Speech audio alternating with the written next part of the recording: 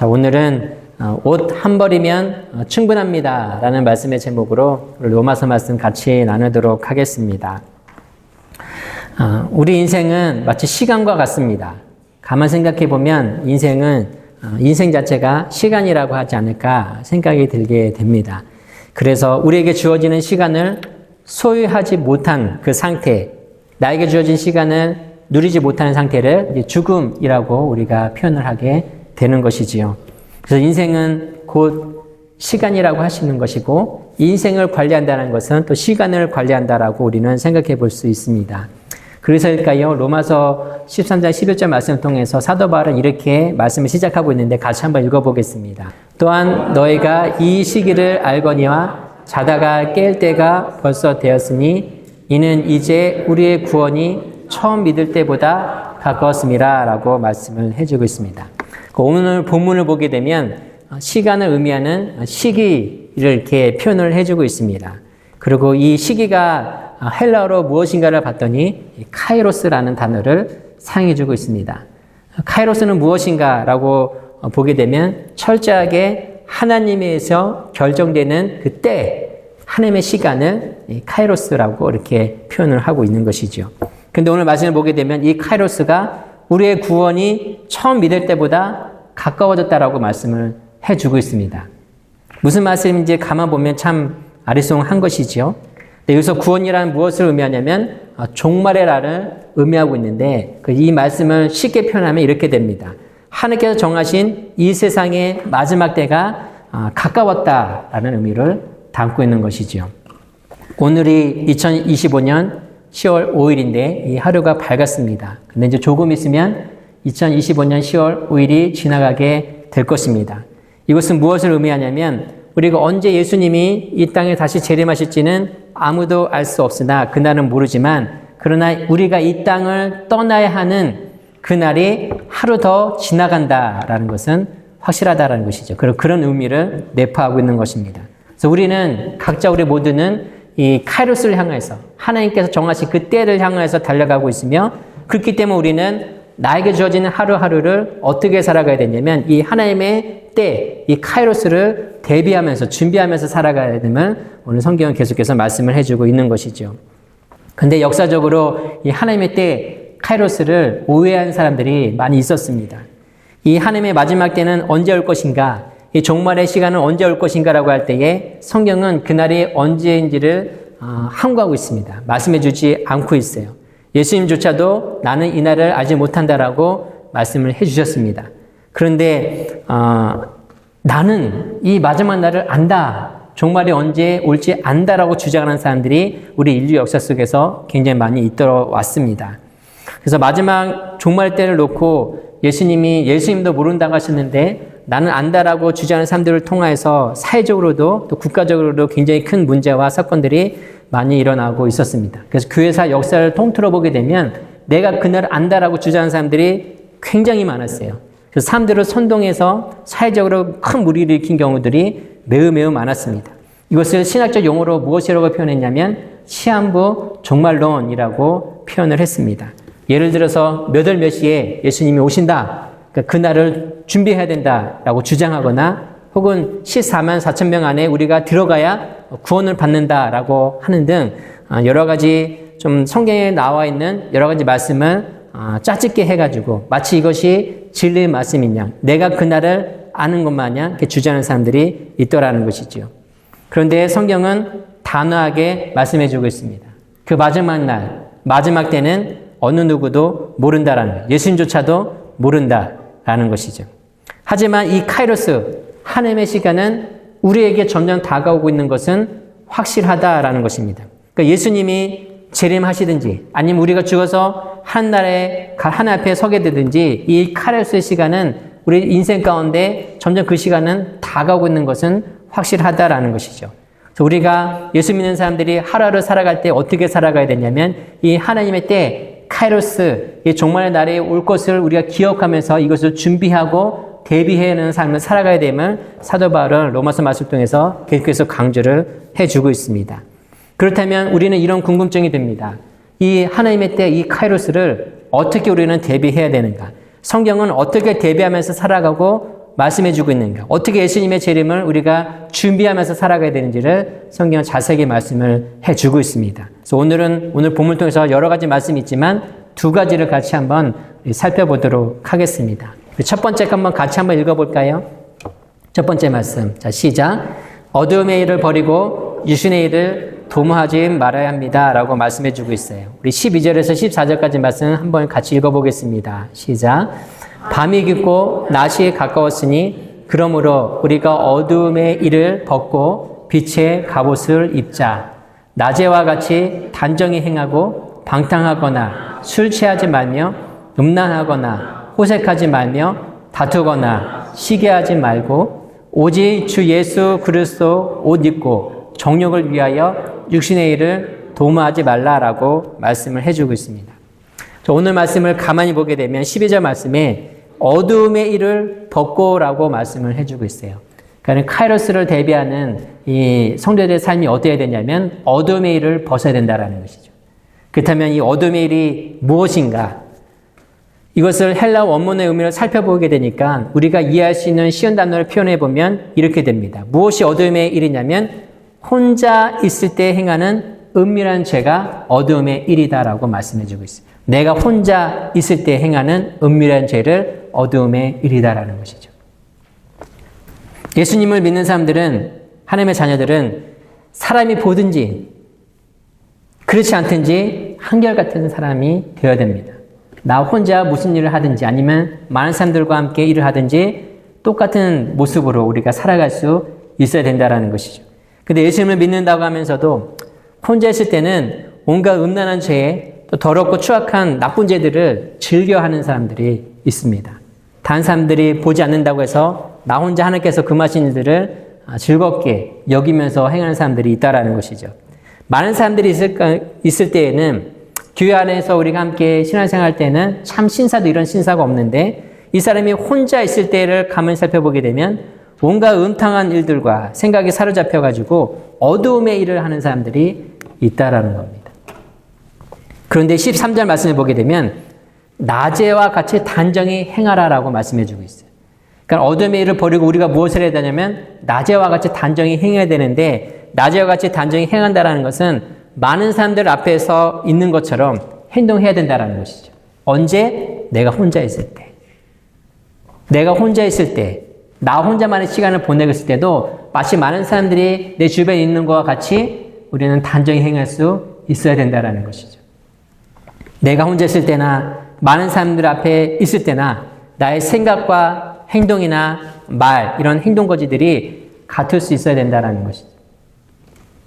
나 혼자 있을 때는 온갖 음란을 행하고 방탕하게 살고 호색하고 남을 시기하면서 질투하면서 그렇게 살면서 사람이 많이 있을 때는 언제 그러냐는 듯이 거룩한 척하며 살아간다는 것은 하나님의 카이로스를 대비하는 삶이 전혀 아니다라는 것이죠.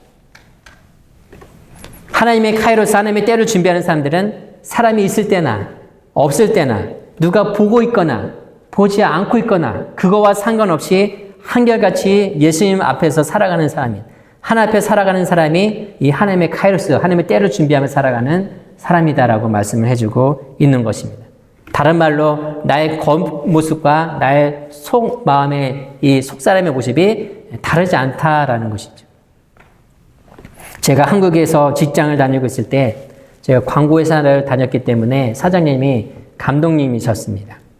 이분이 저를 인터뷰를 하면서 저를 뽑으신 이유가 있었는데 예수 믿는다는 것 때문에 뽑으셨어요. 신학생인데 예수 믿는데 이쪽 분야에 또 경험이 있다 해가지고 뽑으신 것이죠. 자기도 예수 믿는다고 하면서 뽑으셨습니다. 그래도 예수 믿는 사람들이 좀 더 정직하고 착실하게 살아왔다면서 저를 채용해 주셨고 또 이 회사에서 다니게 되었습니다. 그런데 제가 가까이서 이분의 삶을 지켜보면서 얼마나 충격을 많이 받았는지 모릅니다. 이분은 보통 일주일에 이틀 정도만 집에 들어가십니다. 방송계통에 종사하는 분들이 힘든 직업이고 야근도 많고 밤새 일하는 경우도 많기 때문에 방송업계에 종사하는 사람들이 집에 잘 들어가지는 못하는 것은 사실입니다. 그러니까 이렇게 일을 열심히 해서 집에 못 들어가고 늦게까지 일한다면 괜찮죠. 누구나 다 이해할 수 있습니다. 근데 문제는 그렇지 않다라는 것이죠. 이분은 많은 경우에 저녁 때가 되면 일을 다 끝나고 나면 이제 직원들한테 일을 다 맡기고 본인은 광고주랑 혹은 친구들이랑 혹은 가까운 지인들과 함께 룸사롱을 이렇게 가셔요. 룸사롱이라는 곳이 무엇입니까? 아가씨가 같이 술을 먹는 곳이잖아요. 근데 이분들이 술만 먹고 끝나겠어요? 2차, 3차까지 다 가십니다. 감남에 있는 그 유흥업소를 다 두루 섭렵하신 분이고 이것을 굉장히 자랑스럽게 얘기를 하시는 분이셨어요. 근데 이 감독님의 아내는 설에 굉장히 유명한 대형교회를 다니셨는데 믿음이 참 좋으신 분이셨어요. 남편이 참 성실하고 바르게 살고 있다고 믿고 계세요.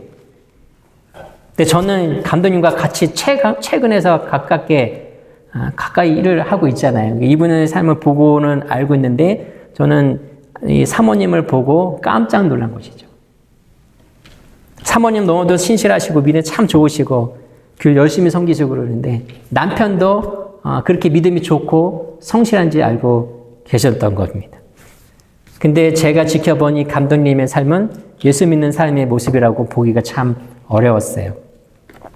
하지만 이분은 저한테 항상 감독님은 저한테 뭐라고 얘기했냐면 나도 예수 믿는다고 이렇게 말씀을 하세요. 내가 바빠가지고 교회를 잘 섬기지도 못하고 또 교회를 많이 동참도 못하지만 그래도 가능하면 주일마다 교회는 빠짐없이 간다라고 이렇게 얘기를 해주십니다. 여러분 이분의 삶을 되돌아보면서 이분은 하나님의 카이로스를 대비하면서 준비하면서 살아가는 사람이구나라고 말할 수 있겠습니까? 그렇지 않겠죠. 아내 앞에 행하는 모습, 교회 사람들 앞에 행하는 모습과 이분이 개인적으로 혹은 비즈니스로 행하는 모습들이 너무나도 달랐어요. 이 다른 모습이 긍정적으로 다르면 참 괜찮은데 누가 봐도 하나님 보시기에도 해서는 안 될 일들을 오랫동안 해왔기 때문에 이분을 놓고 하나님의 카이로스의 시간을 대비하면서 살아간다라고 볼 수는 없는 것이죠. 한 번은 아직도 기억이 나게 되는데 제가 한국에서 사역하게 될 때 한국의 대형교회에서 큰 난리가 한번 난 적이 있었습니다. 이 강남에서 술집에서 일하던 아가씨들이 어떤 분의 전도를 통해서 교회 나와서 이제 신앙생활을 하기로 하고 큰맘 먹고 교회를 출석하게 되었어요. 그런데 교회 이주도 참석했다가 담임 목사님에게 장문의 편지를 쓰고 교회를 다시는 안 나갔다라고 합니다. 왜 그랬을까? 이분들에게 무슨 일이 있었던 것일까요? 그 편지 내용을 보게 되면 자신이라는 곳에 술집에 와가지고 온갖 추태를 부리고 음란과 방탕함의 끝을 보려면서 더럽게 놀기로 소문난 바로 그 사람들이 교회에 와보니까 누구예요? 다 교회 장로고 안수집사더라는 것이죠. 2차, 3차 가서 자신에게 온갖 변태짓을 하던 인간이 성가대의 직분을 맡아서 섬기고 있는 모습을 본 겁니다. 그런데 충격적인 것은 이 일 때문에 교회를 그만둔 게 아니라 무엇 때문에 교회를 다시 안 나가기로 결정했냐면 이 사람들이 자기에게 찾아와서 협박을 하더라는 거죠. 여기가 어딘지 알고 오느냐? 너 같은 게 여기가 어딘지 알고 오느냐? 미쳤냐고? 다시는 오지 말라고 쫓아내더라는 것이죠. 여러분 이게 다 무엇입니까? 어둠의 일입니다. 다 정력을 위해서 육신의 일을 도모하는 것이. 여러분 이분들 말고도 미국에 사는 우리들도 이와 비슷한 환경이나 여건 가운데 놓일 때가 많이 있습니다. 근데 우리는 하나님 앞에 핑계댈 수 없어요. 하나님, 한국에서 직장 다니려면 어쩔 수 없습니다. 다 이렇게 삽니다. 접대하지 못하면 회사에서 못 다닙니다. 라고 할 때에 하나님께서 아이고 그렇구나. 잘했다 충성된 종아라고 하나님께서 칭찬하시겠습니까? 하나님의 칼을 때 하나님의 분노와 책망은 피해갈 수 없을 거예요. 예수 믿는 사람들이 그랬다면 더더욱 그렇습니다. 그렇다면 어떻게 해야 될까요? 어떻게 해야 이 어둠의 일을 버리고 육신의 일을 도모하지 않고 살아갈 수 있을까요? 이에 대해서 사도 바울은 아주 간단하지만 정말 우리에게 정답이라고 할 수 있는 그 지침을, 그 말씀을 우리에게 주고 계시는데 우리 두 번째 말씀 같이 한번 읽어보겠습니다. 시작. 예수 그리스도로 옷을 입어야 합니다. 우리 14절 말씀을 같이 한번 읽어보겠습니다. 시작. 오직 주 예수 그리스도로 옷 입고 정력을 위하여 육신의 일을 도모하지 말라라고 말씀해 주고 있어요. 그 답이 무엇이었냐면 예수 그리스도로 옷을 입어야 된다는 거예요. 우리는 우리의 힘으로는, 내 힘으로는 절대 사단과 싸워서 이길 수가 없어요. 이 말인즉슨 내 힘으로는 내 안에 있는 그 강한 죄 유혹을 뿌리칠 수 없다라는 거예요. 백날 내가 하지 말아야지 한다고 해서, 다짐한다고 해서 이 죄가 끊어지느냐? 절대 그렇지 않다라는 거예요. 사단은 그렇게 호락호락한 존재가 아닙니다. 늘 육신의 본능은, 육신의 정욕은 죄를 향해끔 되어 있어요. 그러니까 우리가 아무것도 안 하고 가만히 있으면은 우리는 본능적으로 뭘 하게 되어 있냐면 죄에 끌리게 되어 있다고요. 죄에 강력한 호기심을 갖게 되어 있습니다. 왜냐하면 우리가 이 육신의 정욕을 잊고 있기 때문에 그래요. 예수님을 믿으면 우리 영은 하나님으로서 새롭게 거듭나서 하나님과 교통할 수 있고 소통할 수 있고 하나님과 친밀한 삶 가운데 나아갈 수 있지만, 그러나 여전히 우리 몸뚱아리는 아직 예수님이 재림하셔서 우리 몸도 부활해서 정말 예수님과 같이 아름다운 형상의 옷으로 바꿔 입지 않았기 때문에 여전히 우리 몸은 이 아담의 원죄로 인해서 제 육신의 정욕을 가지고 살아가고 있습니다.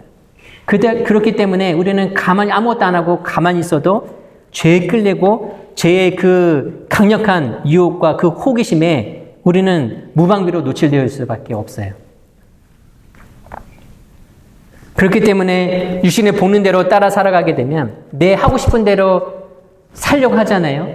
반드시 하나님 앞에 죄짓게 되어 있습니다. 죄만 짓다가 하나님 앞에 서게 될 수밖에 없어요. 이것은 예수 믿는다고 해도 예외는 아닙니다. 예수 믿는 우리들도 우리 영혼이 예수를 믿어서 새롭게 태어나고 거듭나게 되었지만 우리 몸은 여전히 죄의 강한 이 죄성을 가지고 있기 때문에 예수님과 함께 하지 않으면 우리 영혼이 거듭났다 할지라도 우리 몸은 죄에 강력하게 이끌려가게 되는데 여기서 쉽게 절제하지 못합니다. 내 몸뚱아리지만 내 몸뚱아리를 조절하지 못한다고요. 그런데 하나님은 이런 우리의 연약함을 아시기 때문에 예수 그리스도로 옷을 입어야 된다. 예수님이 주시는 새 옷을 입어야 된다라고 말씀을 해주고 있습니다. 우리의 힘으로는 이 죄의 유혹을 이길 수는 없지만 그러나 예수님의 옷을 우리가 입게 될 때는 이 이야기는 달라진다는 것이죠. 우리가 예수님의 옷을 입게 되어지게 되면 죄에서 이길 수가 있고 또 내가 예수님의 옷을 입으름으로 인하여서 죄가 우리 안에 들어오기 전에 사전에 차단할 수 있는 그런 효과도 생기게 됩니다. 내가 예수님의 옷을 입게 되면 저 사람은 예수 믿는 사람이구나 이것을 드러나지기 때문에 사단이 쉽게 공략할 수 없다라는 것이죠. 학생은 교복을 입을 때 학생임을 나타냅니다. 군인은 군복을 입을 때 군인임을 드러나게 되죠. 그렇다면 예수 믿는 사람들은 어떨 때 예수 믿는 사람을 우리가 볼 수가 있을까요? 예수님의 그 옷을 입을 때에 우리는 저 사람은 예수 믿는 사람이구나 라는 것을 우리가 알 수 있습니다. 예수님의 옷을 입는다라는 것은 그 사람이 예수님과 함께 하고 있는 매 순간 예수님과 함께 하고 있는 삶을 살아갈 때 그 사람이 예수님의 옷을 입는 것과 같아요. 저 사람 정말 예수 믿는 사람이구나라는 것을 우리가 알게 하기 위해서는 내가 예수님의 옷을 항상 입고 다녀야 됩니다. 예수님과 함께하는 삶을 살아가게 되면 너나 할 것 없이 예수 믿는 사람이나 믿지 않는 사람이나 저 사람은 예수 믿는 사람이네 다 알게 되어 있어요. 그 일을 통하여서 사람들을 통해서 내가 예수 믿는 이 예수님의 옷을 입고 살아가게 될 때 나의 삶을 통해서 나타나는 일들로 인하여서 사람들이 하나님 앞에 영광 올려드리는 일들이 나타나게 되는 것이죠. 그래서 우리는 영적인 의미에서 보게 되면 옷은 한 벌밖에 없는 사람이에요. 우리는 단벌 신사예요. 예수님의 옷을 입고만 사는 사람입니다. 같이 예수 믿는 사람들이 교회에서 입는 옷이 따로 있고 직장에서 입는 옷이 따로 있고 가정에서 입는 옷이 따로 있고 혹은 또 놀러가서 입는 옷이 따로 있다면 우리는 지금 심각하게 잘못 살고 있는 거예요. 예수 믿는 사람들은 예수님의 옷만 입고 살아야 되는데 교회에서와 가정에서와 직장에서와 나의 그런 일반적인 사생활에서 예수님의 옷을 입지 않고 저마다 환경에 따라서 다르게 살아가고 있다면 우리는 뭔가 지금 신앙생활을 잘못하고 있다라는 것입니다. 그래서 예수 믿는 사람들은 누구인가? 예수님을 믿는 성도들은 누구인가라고 할 때에 예수님의 옷을 입고 하나님 앞에 나와서 예배하는 사람이 예수를 믿는 사람이라고 할 수 있습니다. 성도는 예수님의 옷을 입고 직장에서 살아가는 사람이에요. 교회 안에서만 예수 믿는 삶을 살아가는 것이 아니라 교회 안에서 예수님의 옷을 입었다면 직장에서도 동일하게 예수님의 옷을 입고 직장에서 생활할 수 있는 사람이어야 합니다.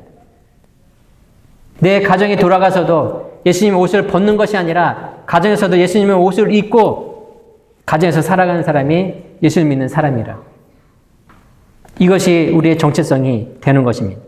근데 문제는 무엇이냐면 내가 예수를 믿는다고 하는데 맨날 반복해서 똑같은 죄를 계속해서 짓고 우리 안에 음란함과 방탕한 일들을 즐겨 일삼고 있고 여전히 내 중시적인 사고방식을 가지고 살아가고자 하고 있다면 우리는 지금 무슨 옷을 입고 있는지를 스스로 점검해 볼 수 있어야 되는 겁니다.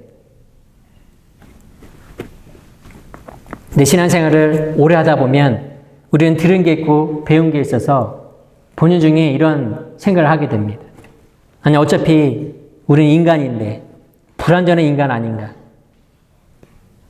어떤 인간이 죄에서 자유로울 수 있다고? 어떤 인간이 죄 짓고 안 사는 사람이 있다고? 예수 믿고 나서 내가 할 수 있으면 죄를 안 짓다면 좋겠지만 그러나 어느 누구도 죄를 안 짓고 살 수는 없잖아.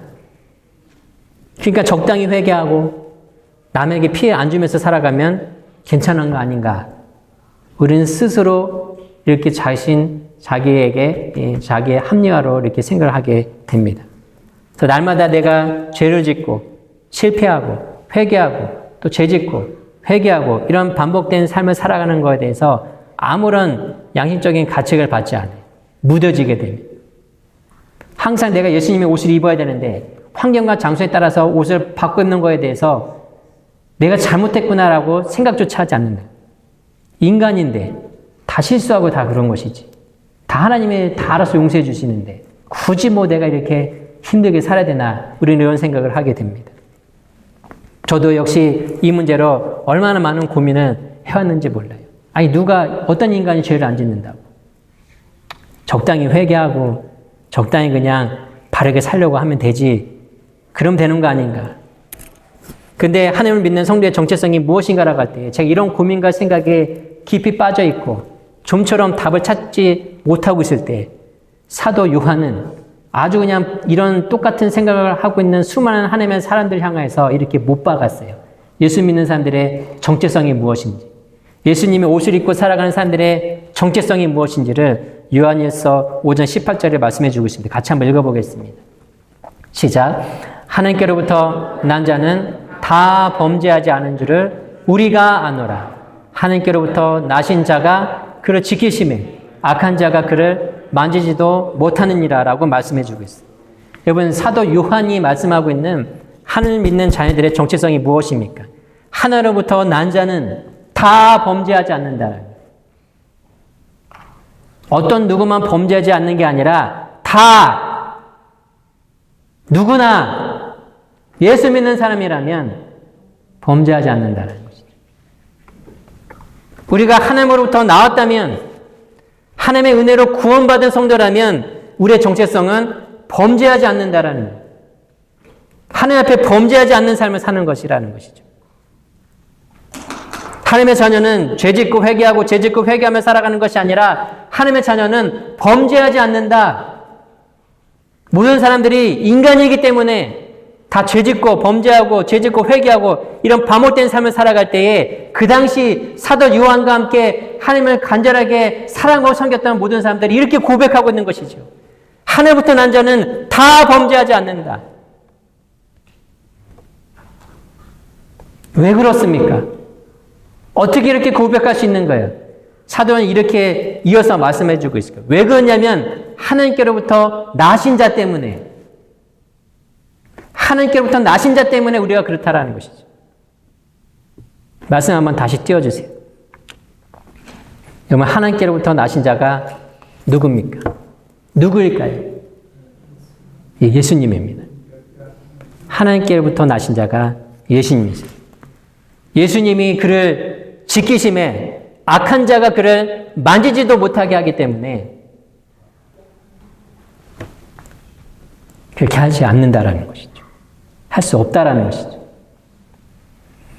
여러분, 예수님 옷을 입고 살아가는 성도들은 예수님이 그의 삶을 지키십니다.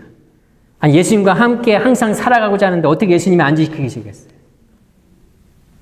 예수님이 지키시고 보호하시기 때문에 사단 마귀가 접근하려고 해도, 유혹해서 넘어뜨리려고 해도 그 심령 안에 예수님이 강하게 불꽃 같은 눈으로 지켜보호하고 계시기 때문에 사단이 접근하지 못하는 거예요. 그래서 우리가 예수님과 함께 예수님 그 사랑에 너무나도 감사하고 놀라운 구원의 은혜로 인하여서 우리가 깊은 하나님의 사랑을 깊게 경험하게 되면요, 죄가 일절 틈타지 못합니다. 예전에 내가 조금 이 문제에 대해서 관심 있어 하고 호기심을 가졌고 한번 기회가 되면 해보고 싶었는데, 죄지만 기회가 된다면, 여건이 된다면 해보고 싶었는데 은혜를 정말 깊게 받게 됐잖아요. 그런 마음이 아예 싹 사라져버린다. 우리 마음과 생각을 예수님께서 지키고 보호하시기 때문에 사단이 접근조차 하지 못하기 때문에 죄로부터 자유케 되어지게 되는 것이죠. 그런 마음 자체가 더 이상 예전에 있었던 그 죄에 대한 호기심이 없어져 버리기 때문에 더 이상 유혹이 되질 않나. 그거보다 예수님이 더 좋기 때문에, 예수님과 함께하는 삶이 더 좋기 때문에 더 이상 눈에 들어오지 않게 되는 것이죠. 그래서 예수님과 함께 하는 삶, 예수님의 옷을 입고 살아가는 사람들은 죄에 대해서 끌리지가 않습니다. 죄가 주는 유혹에 대해서. 그렇기 때문에 하나님부터 난 자가 범죄하지 않을 수 있게 되는 거예요. 내가 뭔가 대단한 존재여서 그런 것이 아니라 예수님께서 내 마음과 생각을 지키시고 보호하고 계시기 때문에, 사단으로부터 내 마음과 생각을 지키시고 보호하고 계시기 때문에 우리가 이 일로부터 자유로울 수 있게 되는 겁니다.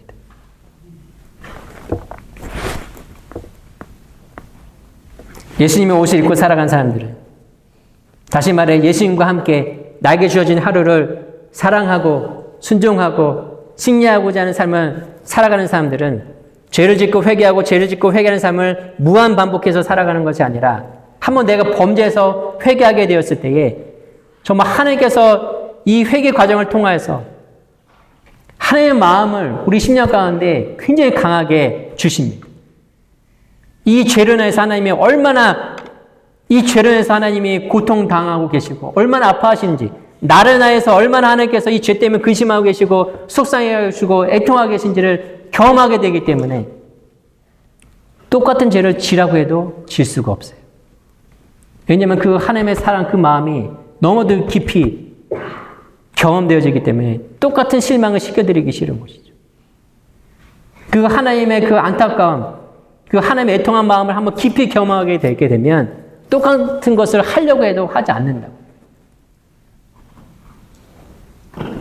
완벽하진 않더라도, 비록 완벽하진 않더라도 우리 체질이 이것을 끊어내게 되어 있어요.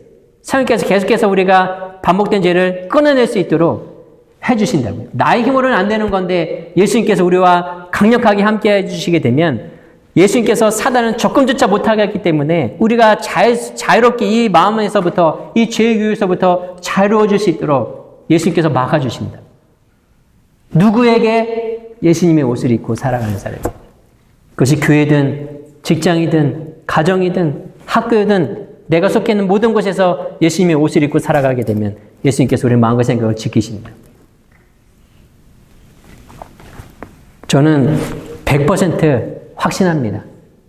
성령님과 함께 하게 되면 반복하여서 짓는 죄 반드시 성령께서 끊어주십니다. 내가 끊는 게 아니라 성령께서 끊어주셔요. 알게 모르게 내가 지었던 수많은 죄의 모습들이 있었다면 하나님께서 경계하시고 멀리하라고 하셨던 것들을 내가 은연중에 즐겨하고 이런 것들을 마음속에 품고 또 때로는 이것들을 하고 있었다면, 그러나 예수님의 옷을 입게 되는 순간 이것을 벗지 않고 24시간 예수님의 옷을 입고 항상 잘 때든 활동할 때든 입고 있으면 자연스럽게 예수님께서 우리 안에 묻혀진 더러운 죄의 얼들을 다 지우시고 깨끗하게 씻겨주시고 더 이상 예수님의 옷에 더러운 죄들이 얼룩지지 않도록, 묻지 않도록 예수님께서 다 막아주십니다.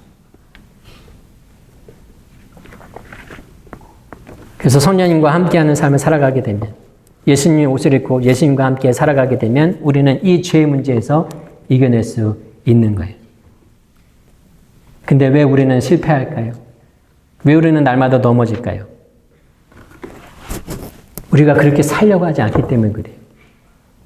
예수님의 옷을 입고 24시간 예수님의 옷을 입고 우리가 살아가야 되는데 자꾸 예수님의 옷을 입고 살아가는 것을 너무나도 불편하게 여기기 때문에, 내가 그렇게 살려고 하지 않기 때문에 이런 성리의 역사가 나타나지 않는 것뿐이지, 예수님의 옷을 입고 어떤 상황 가운데 있다 할지라도 내가 이 옷을 벗지 않고 내 욕망의 옷을 입는 것이 아니라 항상 모든 것에 내 예수님의 옷을 절대로 벗지 않고 이것을 꼭 붙잡고 예수님과 함께하는 삶을 살아가려고 하면 예수님께서 나의 삶을 통해서 그런 일들이 이루어 가신다고. 내가 그렇게 하려고 하지 않기 때문에, 내가 그런 삶을 사는 것을 싫어하기 때문에 이런 역사가 일어나지 않는 것뿐이지, 오늘이라도 내가 예수님의 옷을 벗지 않고 항상 24시간 예수님과 함께하는 삶을 살고자 하게 된다면 사단이 접근하지 못한다고요. 그러니까 내 삶에 변화가 나타나게 되는 겁니다. 그리고 예수님은 내가 머리로 짓는 죄, 눈으로 짓는 죄, 손으로 짓는 죄, 몸으로 짓는 죄, 다리로 짓는 죄 때문에 십자가에 못 박혀 죽으셨어요. 그 예수님의 옷을 입고 살아간 사람이 이 죄 때문에 예수님이 십자가에 죽으셨는데, 예수님께서 내가 여전히 똑같은 죄를 반복해서 지으며 살아갈 수 있도록 예수님 내버려 두실까요? 그것 때문에 예수님이 십자가에 못 박혀 죽으셨는데 그대로 두실까요? 그렇지 않다라는 것이죠. 자신의 핏값으로 주고 산 생명이 날마다 범죄하면서 사단의 종노릇 타며 살아가는 것을 예수님은 보고 참으실 수가 없는 분이시죠. 예수님의 옷을 입고 있는 사람을 예수님께 지키시기 때문에 이 일로부터 예수님이 끊어내시는 겁니다. 죄 사슬을 끊어내고 죄 종노릇 하던 그런 사단과 관계를 예수님이 끊어내시고 우리의 발목을 붙잡고 있던 그 죄세를 예수님이 다 끊어내심으로 인해서 더 이상 이 일로부터 자유로워질 수 있도록 해주시는 것입니다. 그래서 예수 믿는 성도들의 정체성은 다 이렇게 고백할 수 있어야 돼요. 사도 요한과 같이. 그 당시에 사도 요한과 함께 정말 예수님을 따라서 신앙생활을 해왔던 믿음의 선배들도 다 이런 고백을 했습니다. 하늘부터 난 자는 범죄하지 아니하는 줄을 우리가 아노라. 하나님께서 나신 자가 그를 지키심에 악한 자가 그를 만지지도 못하리라. 이것이 우리의 정체성이 되어야 되는 것입니다. 말씀을 정리하겠습니다. 때때로 죄악된 생각들이 불쑥 들어옵니다. 음란한 생각들이 들어옵니다. 온갖 유혹하는 것들이 내 머릿속에 계속 들어옵니다. 이것 자체를 막을 수가 없어요. 우리는 육신의 제약된 본성을 입고 있기 때문에. 저도 항상 들었습니다. 넘어지지 않을까. 이 유혹에 마음과 정신이 빼앗겨서 실수하지 않을까. 항상 들었습니다. 그런데 갑자기 어느 순간에 원망의 마음이 들거나 이런 음란한 마음이 들거나 더럽고 추한 생각이 들 때가 있지만, 저는 이 사단이 주는 이 생각을, 이 자체를 나에게 주지 못하도록 막을 수 있는 방법은 없어요. 예수님도 경험하셨던 걸 우리가 어떻게 그걸 막겠어요? 막을 수는 없지만, 그러나 사단과 마귀가 그런 생각을 준다고 해도 우리는 할 수 있는 게 있는데, 이것이 내 생각과 내 마음속에 주는 이 사단이 주는 생각을 내 마음속에 뿌리 내리지 않도록 하는 것은 우리가 할 수 있는 것이죠. 내가 할 수 있는 거예요. 생각 자체는 막을 수는 없지만 이것이 내가 내 마음속에 깊이 뿌리지 내리지 못하도록 결정하고 막을 수 있는 것은 내 스스로가 할 수 있는 일이라고. 예수님 믿는 사람들은 성령께서 이 악한 생각과 마음, 어떤 이런 것들이 내 안에 부어지게 될 때에 예수님이 주인이 되시는, 예수님 옷을 입고 사는 사람들은 이것이 절대 뿌리내지는 못하도록 합니다. 예수님이 철통같이 보완하시는 것이죠. 생각 자체는 막을 수는 없지만 이것이 내 마음에 뿌리내리지 못하도록, 이것을 묵상하고 언제 기회가 되면 한번 해볼까 이런 생각을 두도록 담아두지 않게 하신다는. 오늘날 우리가 여전히 반복된 죄를 계속 짓고 고민하고 있다면 오늘 사도 바울의 이 고백, 이 말씀을 우리 다시 한번 깊게 기울여 봐야 합니다. 예수 그리스도의 옷을 입으면 제 유혹에서 이길 수 있다는 것이죠. 하늘께로부터 난 자가 그를 지키시기 때문에 그 사단 마귀가 함부로 할 수 없다라는 이 말씀을 우리는 믿어야 돼요. 여러분, 어둠은 빛과 함께 절대로 공존할 수 없습니다. 이 말은 뜻은 내가 하나님 앞에 가까이, 하나님 말씀 앞에 가까이 살려고 발버둥 치면 발버둥 칠수록 죄는 멀어지게 되어 있어요. 사단은 우리한테 접근하지 못해요. 내가 뭐가 잘나서가 아니라 내 안에 역사하시는 하나님께서 지키시기 때문에 그래요. 어느 순간부터 내가 하나님 말씀과 멀어지고 기도한 사람과 멀어지게 되면 점점 어떻게 돼요? 이제 사단과 가까워지게 되어 있어요.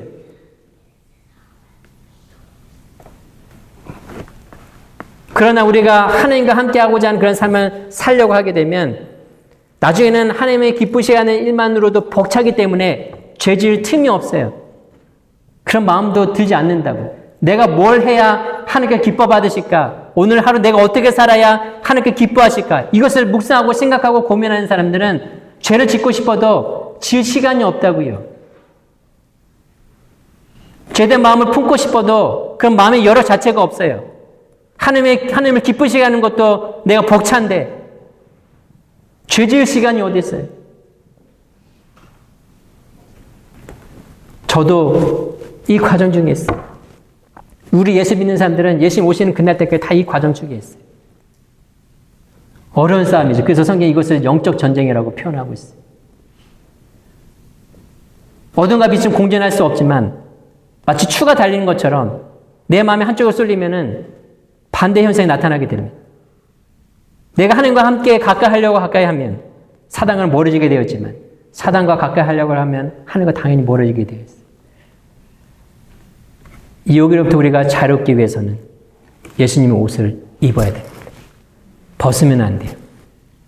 교회만 입는 것이, 교회 올 때만 입는 것이 아니라 나 혼자 있을 때, 어둠의 일을 할 때도 예수님의 옷을 입고 있다면 우리는 죄로부터 자유케 해주시는 하나님의 은혜를 경험할 수 있게 될 것입니다.